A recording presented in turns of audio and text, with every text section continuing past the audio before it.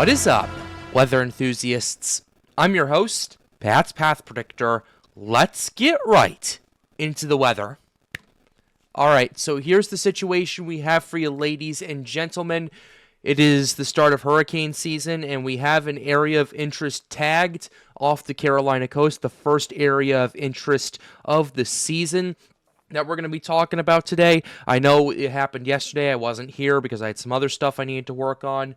But hey, I'm back. We're going to talk about that. We're going to look at some runs. We're going to look at the conditions. And we're going to look at some other potential areas for development because new runs have come in. And there are some other parameters I do want to discuss with you guys. So without further ado, let's go ahead and dive right into it right now. So here's the situation. We have a 10% probability of development in the next 7 days. I know it's a pretty low probability as of right now, but hey, it is tagged by the NHC, so we are going to be talking about it. So here's what we have. A non-tropical area of low pressure is forecast to form near the southeastern U.S. coast along a frontal boundary over the next couple of days.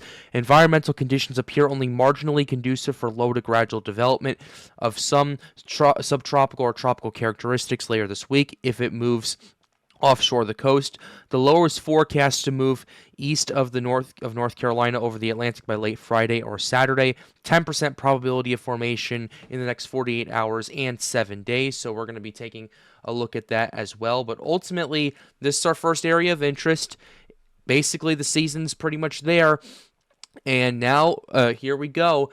And now we have to watch pretty carefully what the NHC puts out, what other runs put out, what the ensembles put out, because already we have our first one, and things are only going to get pretty more interesting from here. So that's what we have going on with the National Hurricane Center's development. So now let's go ahead and take a quick look at this and take a quick look at what's going on. So let's go ahead and zoom in here to around the northwestern Atlantic over here, just to give you a general idea. So what you have over here around Florida, and I can also show you the surface analysis right here, is there's a frontal boundary near southern Florida, and we can actually go ahead and pull this up on Yoshi's website right now. Let's go ahead and go to hurricane specific, and we'll go to our observations right here. So here's our obs that we have right here. Actually, I can go ahead and pull this up.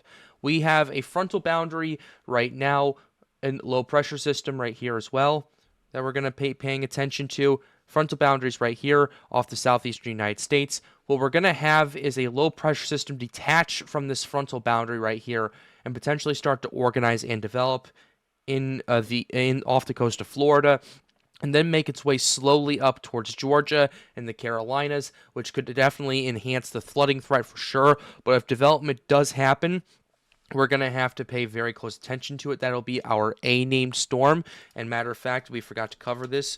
Here's our 2025 hurricane names for you right here. We have them pulled up for here. Andrea would be the first one on the chopping block. So that's basically what we're going to be paying attention to. Andrea. You can see it right here. It's right by me. Actually, let me go ahead and move this over just to kind of give you this right here. Andrea is the first name, so we're going to want to pay attention to that and to keep a closer eye on that. But overall, we'll have to see how this ultimately develops, and we'll show you some model runs in just a second. But by and large, this is going to be a very interesting set, mainly because of where it's going to be positioned at. It's going to be positioned right off the coast of the Carolinas, where conditions aren't particularly that fantastic right now. But if something subtropical does develop, it'll be interesting to cover. I'm also, like I said previously, worried about the flood threat. We're going to want to pay attention to that, primarily because that, in my opinion, is going to be the greatest threat, not the winds. I'm not too worried about that. Not the storm surge. There's virtually no storm surge with weak tropical storms, maybe like a foot or so, but I'm not too concerned about that. I am concerned about rip currents, so if you are traveling to the Carolinas this weekend, I would strongly advise against swimming in the Atlantic Ocean, at least until this threat is passed, primarily due to the rip current threat that this system is going to potentially be posing. So that's what I'm looking at right now. Let's go ahead now and look at our parameters. We have SSTs, or sea surface temperatures, pulled up for you right now. So here's what we have going on. We have water temperatures about 27 degrees Celsius are on the Gulf Stream right here, which is basically that current right here. Basically, how it works is you have the loop current that moves through from the Caribbean out into out from to the strait between Florida and Cuba. Then it moves up around the eastern coast of Florida, and then moves out into the Atlantic Ocean. That is the Gulf Stream right there. And what we are seeing with the Gulf Stream is around 26, 27 degrees Celsius waters where this area of interest has been tagged. But outside of that, we're looking at cooler waters, like more inland, around 25 degrees Celsius, which is about 77 degrees Fahrenheit. For those of you tuning in from that region, 26 is about 79, and 27 is roughly around 80.6 or so, rounded up to 81 generally. But ultimately, you have that warm water that's going to be over there. Not going to be particularly warm enough to create hurricane development or anything like that, but definitely warm enough for some subtropical or tropical system to develop. That's one thing we're paying attention to.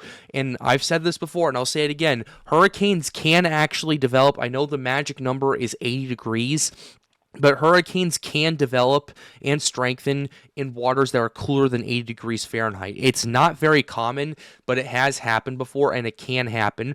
Good example of this was Hurricane Dawn back in 2023. It organized and developed in the subtropical Atlantic and intensified into a Category 1 hurricane with actually a pretty decent structure with it as well. And the water temperatures were like less than 25 degrees Celsius, I believe. We were looking at like 20 like around 20 around a little less than that, around like 77 76 degrees Fahrenheit, I would say equivalent, which is like about 25.4 degrees Celsius. But there was just enough ocean heat content to allow for Dawn to develop and strengthen to that hurricane strength and have a good structure with it as well. So anything can happen, but it's not likely going to happen here, mainly because of how close the proximity is to land. And as we get into the models, I'll discuss more about that in a bit.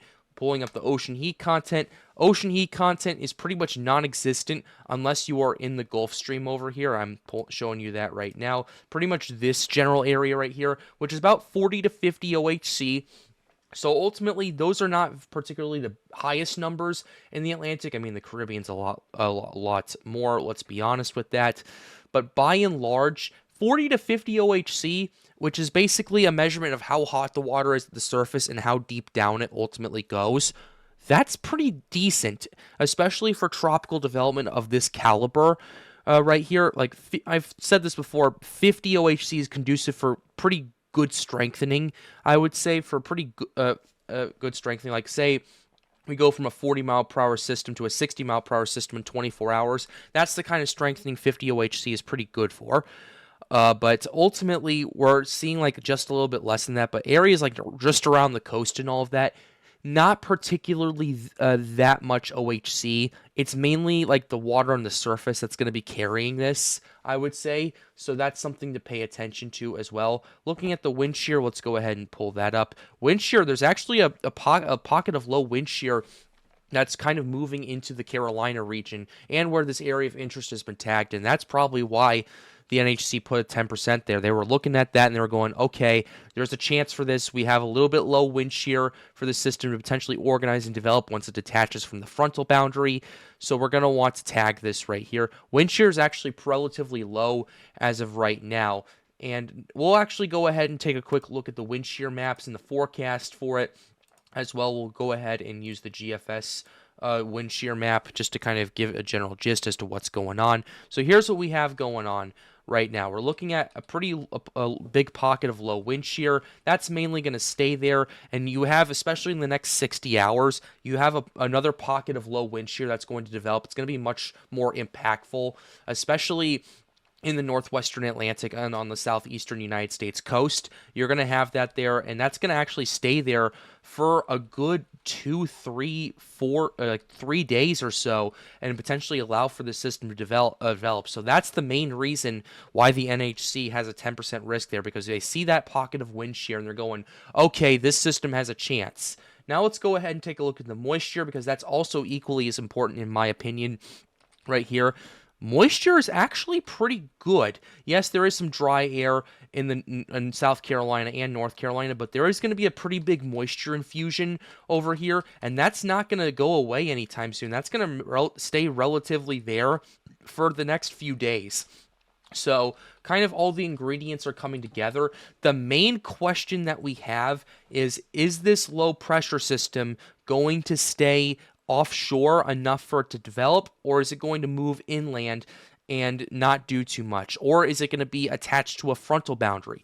Tropical cyclones are not attached to fronts. So the difference between a mid-latitude cyclone, which is what the system is going to be detaching from, and a tropical cyclone is the mid-latitude cyclones have fronts. You have that warm front to its north, and you have its cold front to its west right there. That's typically why you get good severe weather setups with mid-latitude cyclones. They're frontal boundaries. They're forcing mechanisms pretty much. So whereas tropical, you don't have those kinds of fronts, ladies and gentlemen. You don't have the frontal systems that mid-latitude cyclones do, and they're also a warm core type of system and not a cold core type of system like mid-latitude cyclones are.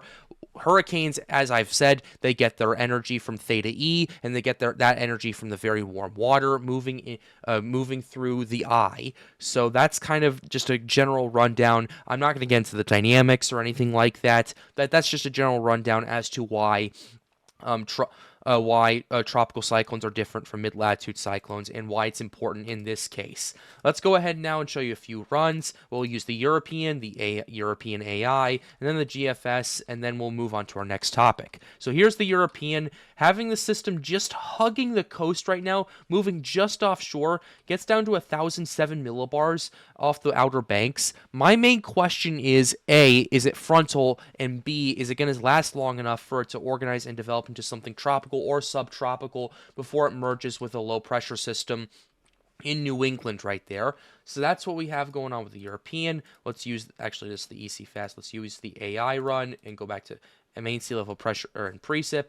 So here's the AI run. AI is showing something pretty similar. They're actually showing a closed low, but the problem is it's just hugging the coast, and it looks like it's just inland, so it doesn't look like the chances there for it to develop right there. It's kind of there by a razor-thin margin before it gets absorbed by that mid-latitude cyclone in New England. Now let's go ahead and show you the GFS as well. Here's what we have going on with that. GFS, similar situation. The cyclone just is inland. Yes, there's a low pressure system on this that could develop, but then it's going to get absorbed by that mid-latitude cyclone that's moving into Canada, and we're going to want to pay attention to that as well. Same thing with the CMC, similar situation, just mainly staying inland. Actually, the CMC actually has it a little bit offshore, but it gets absorbed by that mid-latitude cyclone. So that's pretty much what we have going on. So there is a pretty good probability that this could develop.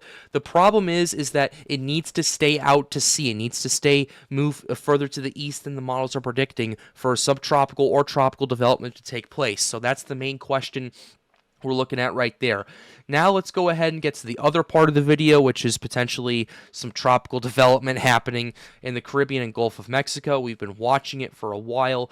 The GFS has been the GFS, and we're going to kind of analyze the probabilities of what's been going on, because there are some new features that I do want to take a look at, and I do want to show you guys very quickly. I'm going to go ahead and see if I can pull something up in order to take a quick look at it, because there is something I do want to take a quick gander at right now, because one thing that we haven't talked about is the Madden-Julian oscillation. And the Madden-Julian oscillation, in layman's terms, is basically, just how good this is. Excuse me. Just how much more the development's going to happen with that, and we're going to want to pay attention to that. Actually, let's go ahead and pull it up right here. It's the GFS ensemble right here. All right, so I finally pulled it up right here. This is the GFS ensemble forecast. This is basically what we're looking at for our Madden-Julian oscillation right here. So basically, what are we looking at right here? This is what we're looking at is basically 200 hectopascal vorticity potential anomaly right here. This green over here is more divergence than at the upper levels, and the red is more convergence at the upper levels. So basically, what you want with tropical development is you want convergence at the surface and divergence aloft, that's what we're looking at right here, and that's kind of what we're looking at in terms of the Madden-Julian oscillation. The MJO is expected to really pick up a little bit more in the Eastern Pacific and the Atlantic Ocean in the next few days right here. This is the 1 through 7 days. This is what we're looking at over the next few weeks or so, not a few weeks, the next 2 weeks or so. So basically, you're really starting to see this turn up by like June 13th, 14th, 15th, 16th, 17th. You have a much more favorable divergence area aloft, and what that ultimately is going to do, it's going to allow for what you're going to notice with the MJO is you're going to notice a lot more convection starts really bubbling up and firing off all across much of the regions that's affecting. We saw this last year when Debbie was going on. We saw a lot of convection really just blow up over Cuba, the Dominican Republic, Haiti, Jamaica, and Central America as well. That's basically an indicator of, okay, that's where the MJO is here. There's a much more favorable environment to work with. So that's what we're looking at right here, and that's kind of one of the reasons I'm watching for the probability of more tropical development over here in the Caribbean and in the Gulf region. So we're going to want to pay attention to that as well. Let's go ahead now and move back to the Atlantic, the Western Atlantic, just to kind of show you what we're potentially looking at in terms of wind shear and the moisture as well. So let's go ahead and do 200, 850 millibar wind shear. So here's the wind shear that we have pulled up for you right here. Basically, wind shear patterns still pretty strong across the Caribbean Sea, but fluctuating more in the Gulf region. But then you do start seeing less wind shear, at least in some aspect going on, at least after 10 days out for potentially a system to organize and develop. But that's ultimately something that's going to lift. It becomes a bit more of a ridge pattern that we're going to want to pay attention to right here. Ignore the low pressure that the GFS is providing. It's absolutely nonsense. Right here, looking at the relative humidity right here, definitely what we're seeing is a bit more of a moisture component to this right here. We're looking at more moisture organizing and potentially developing right here, which could be more favorable for tropical development. That coupled with the MJO moving into the Atlantic as well will be interesting to say the very least. So then you have all of that happening. You have another big moisture injection from the Eastern Atlantic, and what you get now is a much more moist Caribbean and Gulf region right here for tropical development to organize and develop, in part due to what's going on in the EPAC and in part due to the Madden-Julian oscillation. So that's what we're potentially taking a look at as well. We're going to continue to keep monitoring the situation as we possibly can. Looking at some of the ensembles as well, we're going to want to take a look at the GFS ensembles. I know are a bit wonky right now, but they are still showing some sort of signal of potentially something happening. I do think that's a little bit biased, mainly because there is some wildfires going on in Venezuela, and the GFS is picking up on that, and it's screwing with the initialization. Hopefully that gets resolved in the next few weeks right there. But looking at the European ensembles right here, yeah, you're not really seeing that much going on in the in the Atlantic or anything like that. It's mainly in the Eastern Pacific where all the stuff is going on right now. So we're going to want to take a quick look at it. One last thing, just for the memes, we're going to show you the GFS run for the 12Z, just to kind of give you an idea of what we're looking at. Here's what we have. Basically nothing. Oh, hey, there's something organizing and developing right about now. You might want to take a look at it. Hey, this is 300 hours out. Everyone's going to want to post about this on social media. Oh, it's so disorganized right now. Basically, take this with a grain of salt. These scenarios keep getting pushed back and back and back and back and back and back, and this is something that the GFS consistently had problems with, not just with this, but for the last few years. It wasn't as big of an issue last year than it has been in the past, but now it's become an issue again. This is like 2022 levels of problems, and hopefully the GFS can sort its crap out, and we can actually go back to the actual runs that we're looking at, because the rest of the runs aren't really showing that much right there, although I do think conditions will be more favorable for tropical development, especially as the MJO does move towards the Caribbean and the Atlantic. And those are some things we're going to continue to keep you updated on here on the Pat's Path Predictor channel. But with that being said, we're going to go ahead and close the video out right here. I really hope you enjoyed it. Be sure to leave a like and subscribe to the channel if you are new. The goal, as always, is to get more people engaged with weather. If you have any questions for us, would just like to hang out or join our tropical team, be sure to join the Storms United Discord server. The link to that is in the end screen, so be sure you join that. We'd really appreciate to have you there. But with that being said, have a wonderful day, guys. Stay safe.